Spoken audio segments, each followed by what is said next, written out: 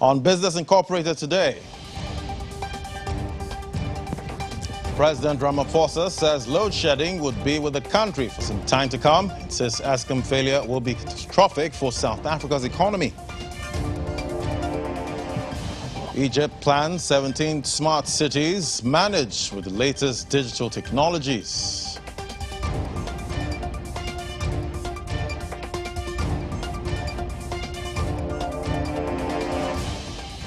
Uganda threatens to exit World Coffee Body.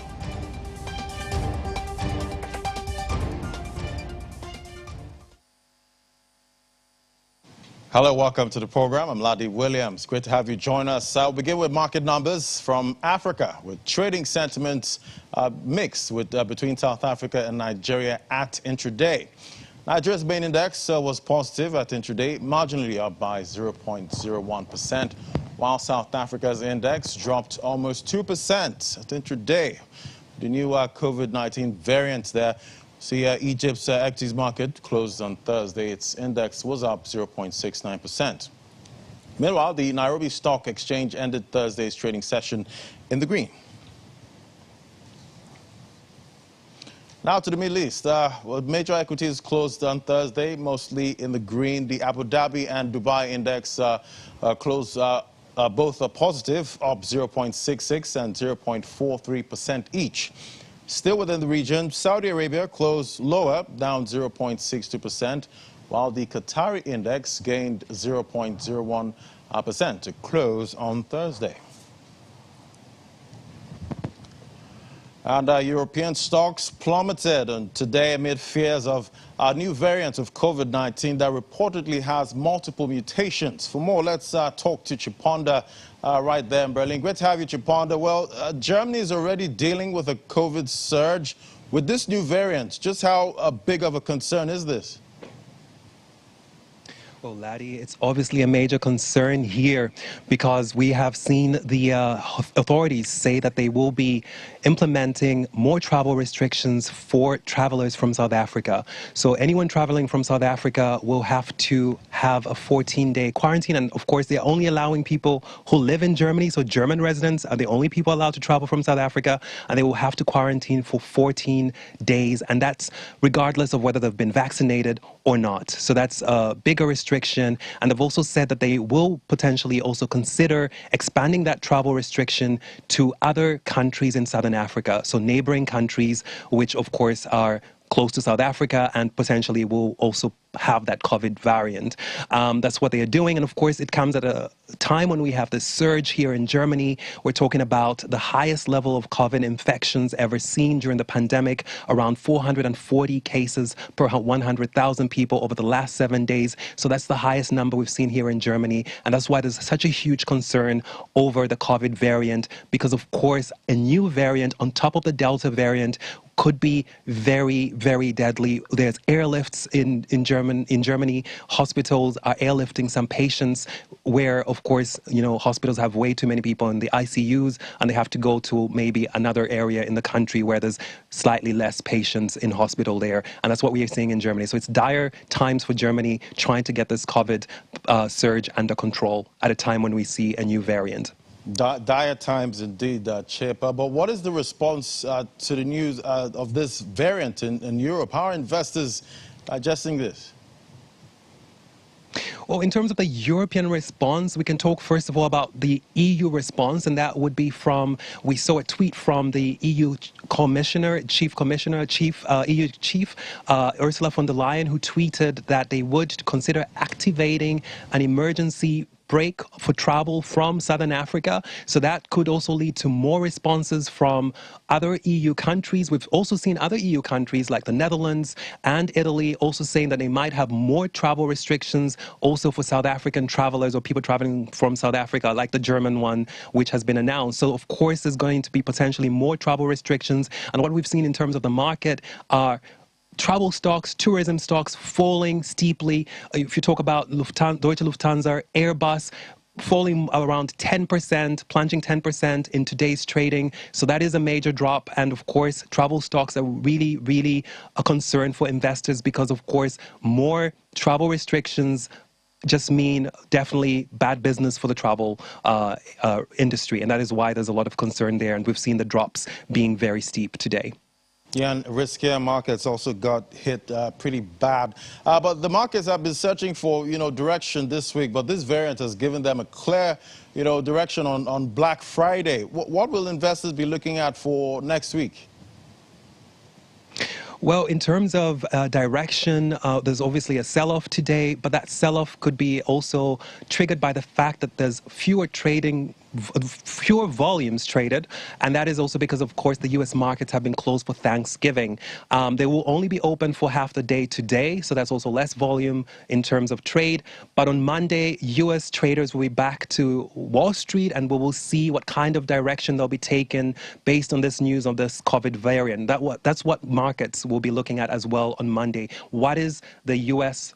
Wall Street response to this COVID variant? That's the first thing. And of course, is the OPEC Plus group of countries, the producers, oil producers, meeting on Thursday on December 2nd to talk about January oil supply. Now, that meeting was initially going to focus on the 50 million barrels of oil reserves that the United States plans to release onto the market to help tame oil prices. But I think, of course, now they'll also be looking at this new COVID variant and what it means for the oil markets, because of course oil is down today, because of course travel stocks being down or travel demand going down also means less demand for oil. So that's something that also investors will be looking at. And of course they'll also be looking at any new information coming regarding this COVID variant, because we also don't know a lot about this COVID variant.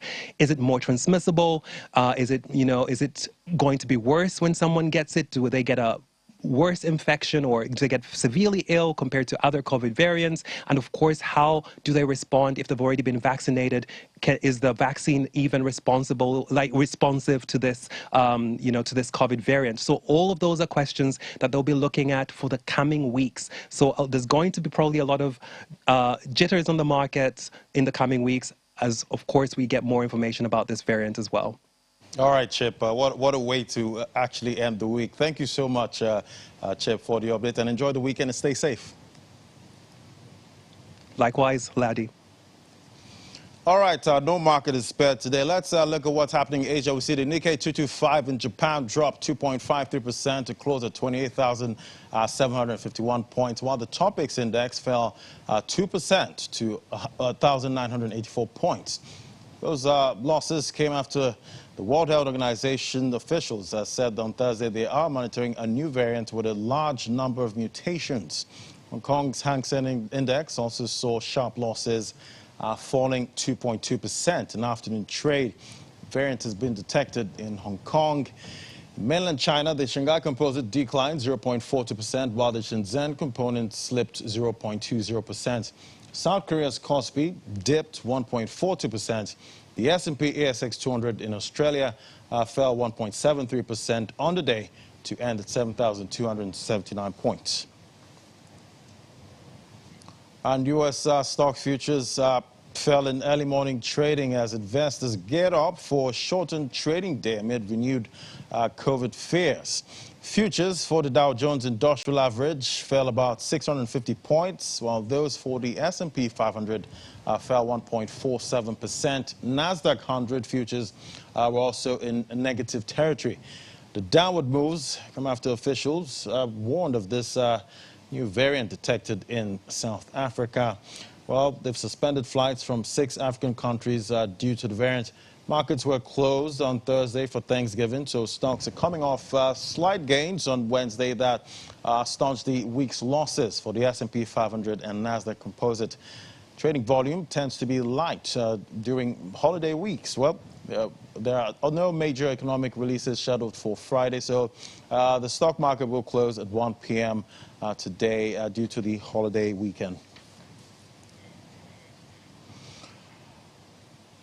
All right, let's take a look at what's happening in the UK. We see blue chip FTSE 100 index also tumbled at the start of trading with concerns of this new variant. Well, let's bring in Juliana now for more. Great to have you, Juliana. Well, Markets have been rattled by the emergence of the worst COVID variant yet identified. FTSE 100 index plunged by about 243 points in the morning, its lowest point in about 6 weeks. We're seeing travel stocks being hit badly. UK government is already taking measures to forestall a spread into the UK. What do we know about the new worst ever COVID variant? Well, here we go again.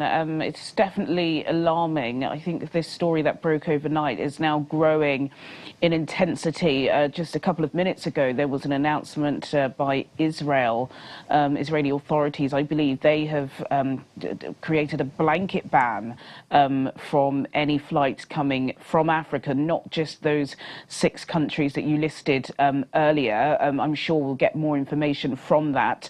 Sajid Javid, the Health Secretary here in Britain, he's just given an emergency update in the House of Commons to parliamentarians, giving as much information as he can about this new COVID variant that apparently has 30 mutations, and it has aspects of the alpha, beta and delta variant that we've obviously seen wreak havoc over the past 18 months. Lots of conversation now about whether or not we could be potentially heading into some sort of lockdown in the next couple of weeks. Of course, we've discussed this week that Europe is facing its own 4th wave of COVID, and this was before this new, more highly infectious variant had even been identified. The new strain is more transmissible. I did hear you discussing whether or not it could be in Frankfurt just now, but health authorities have said that it is much more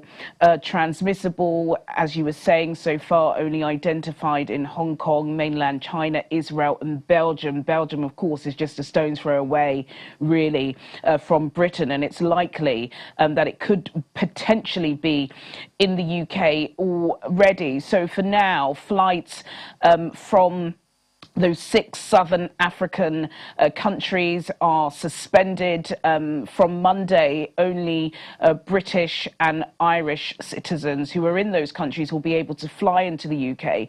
But once they are in the UK, they will have to quarantine at those mandatory hotels that we witnessed in the summer at a cost of £2,000 a pop. Money, Juliana. Well, it's intraday, quite a bloody day. How bad is it for the markets there? Well, it's bad, as you've just been outlining. In fact, the FTSE is looking likely to see its worst fall since the beginning of the year. Just as it was getting its recovery, it's now very, very, very much in the red again. Red is the colour of the square mile at intraday. Travel and leisure stocks, of course, they are the biggest casualty.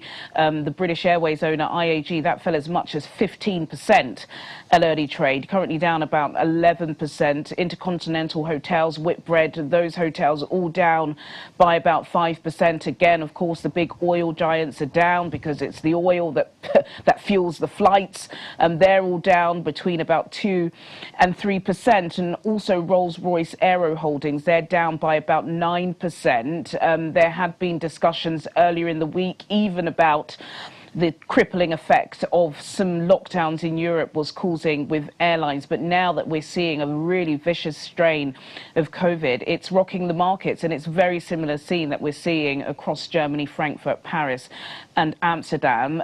But in London, the FTSE All-Share is down 2.81% at intraday. The FTSE 100, that's down by 2.28%, and the FTSE 250, that's down by 2.26%. In currencies, the British pound is up on the US dollar by 0.03%, down on the euro by 0.61%, and down on the Japanese yen by 0.93%. We certainly haven't seen those numbers for a long, long time. Yeah, quite. Well, today is the all-anticipated Black Friday. The new COVID variant, how's it affecting buyers and sellers there? Yes and no. Barclaycard, they released some data this morning showing that by 10 a.m. the amount of card transactions were up 21% on what they were at this period last year, and up 5.9% of what it was in 2019. So clearly people are out and they're shopping, possibly online. We do actually have some tube strikes here in the UK. A train union is striking. That is a concern for the brick and mortar stores, because of course they're hoping today they can get people in the stores, but so far we're not hearing the rumblings. So I don't think a lot of people really understand the severity of this new strain of COVID. Perhaps over the weekend, as the story starts picking up and we do start to see borders shutting down once again, people will be afraid to go and spend, but not just yet, Laddie, according to the data. Not just yet. All right, Juliana, we'll keep tracking that to see how it plays out. Thank you so much, Juliana. Enjoy the weekend. Thanks, Laddie. All right, let's look at what's happening in the oil market. We see prices slid more than 1% today, and concerns the global supply surplus could swell in the first quarter following a coordinated release of crude reserves among major consumers led by the United States. Brent crude futures extended declines for a third session, falling 96 cents to $81.26 a barrel. U.S. West Texas Intermediate crude was down $1.35 at $77.04 a barrel. There was no settlement for WTI on Thursday because of the Thanksgiving holiday. All right. Business Corporated returns in a moment. We'll have more conversations after the break. Do stay with us.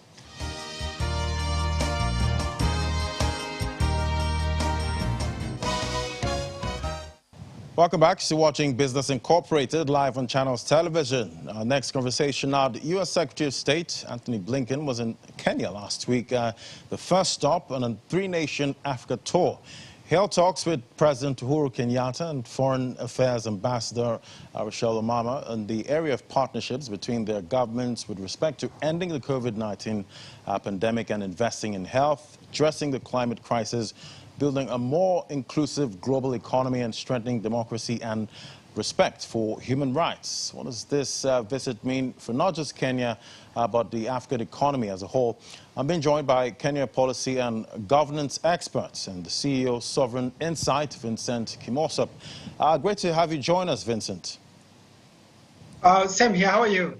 I'm fine, thank you. Well, what for you was the significance of Anthony Blinken's visit to Africa, and why do you think Kenya, Nigeria, and Senegal were the choice of destination?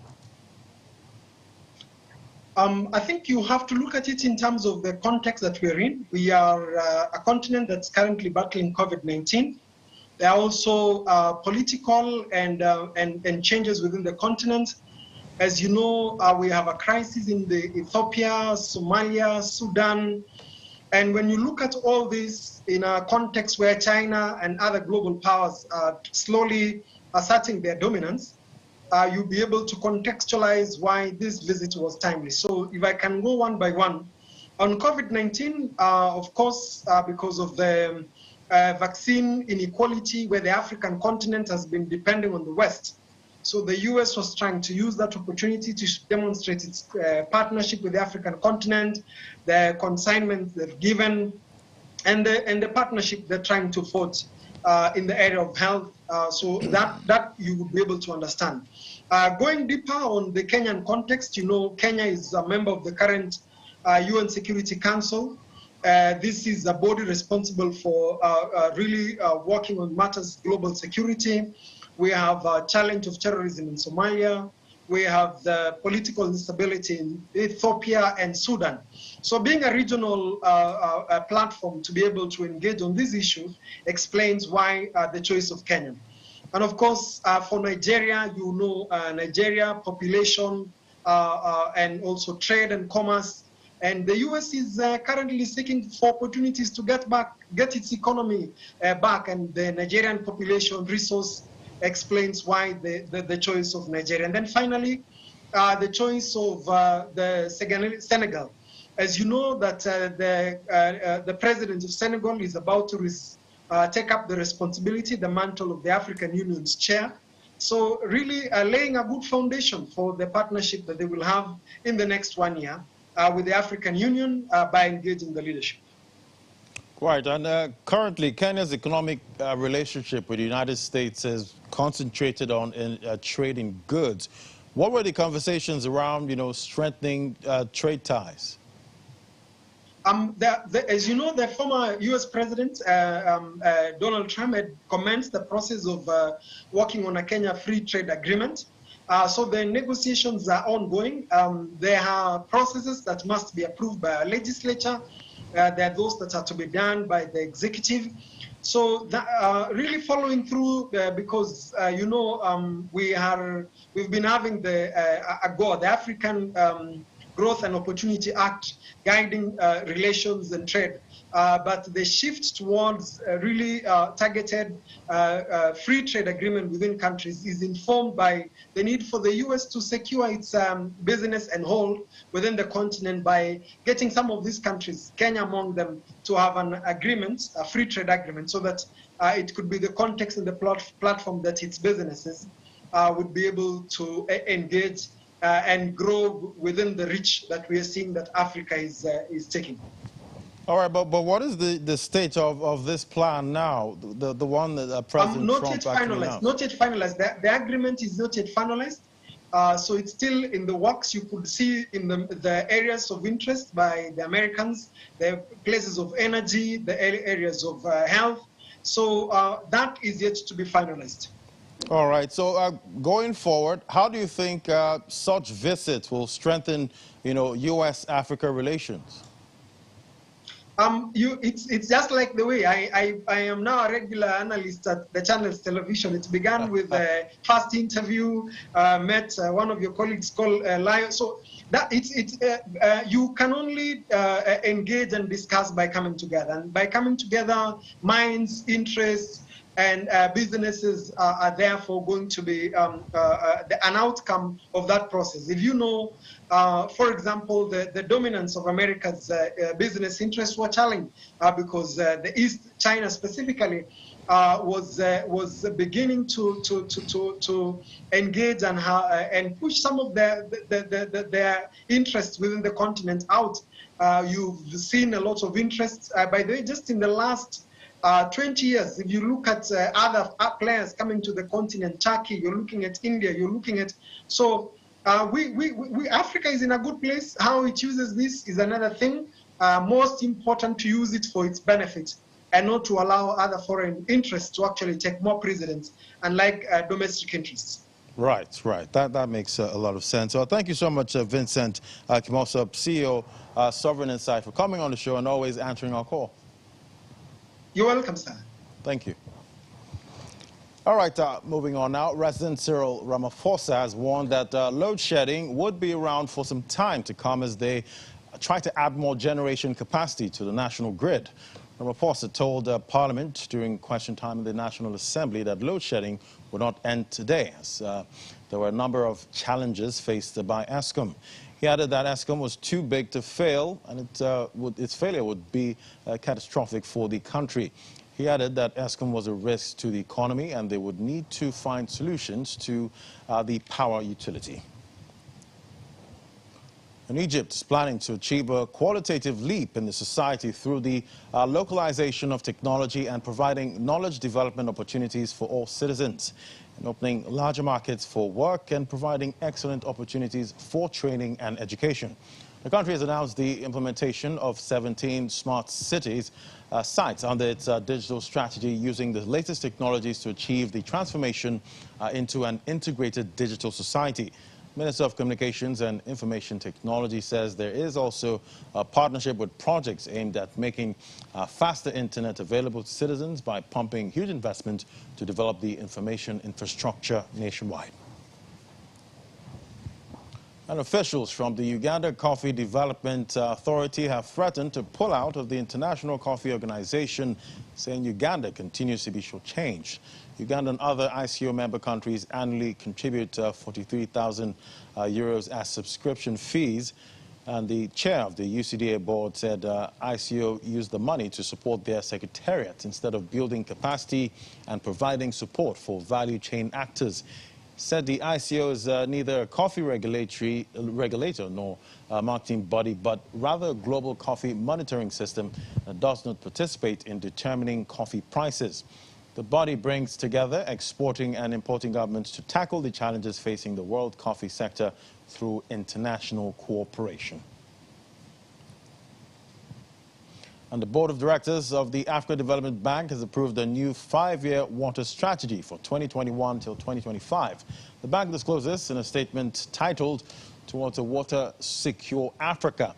According to the bank, the strategic plan was approved to increase water security in Africa and to foster its sustainable, green and inclusive socio-economic growth and development. The strategy would help the bank to expand its role as the continent's partner while promoting integrated development and management of Africa's water sector.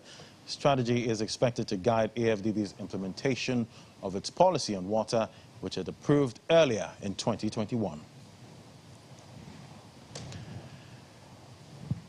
And that's it on Business Incorporated. Thank you so much for watching. I'm Ladi Williams. Bye for now.